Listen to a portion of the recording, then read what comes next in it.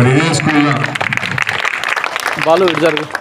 School నుంచి విద్య అభ్యసించిన 9వ తరగతి చదివి మరి నేను ఎమ్మెల్యే గెలిచిన తర్వాత ఎప్పుడు కూడా నేను అనుకోలేదు ఈ కాన్స్టిట్యున్సీకి ఎమ్మెల్యే అవుతా అని చెప్పి.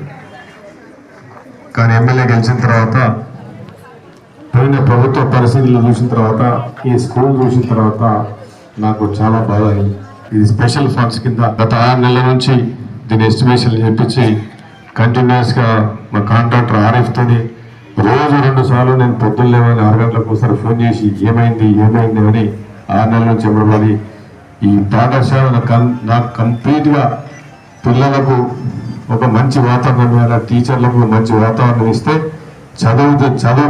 చదువుకున్నంత ఆయుధం నన్ను చూస్తే మీకు తెలుస్తుంది. మంచిగా చదువుకుంది టీచర్స్ కూడా తప్పకుండా ఈ 18 లక్షలతో చేసిన ఇంకా కూడా ఫండ్స్ గవర్నమెంట్ దగ్గర లేవు.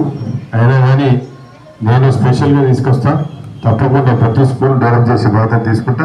మన పిల్లలందరూ కూడా all the best, good luck, God bless you.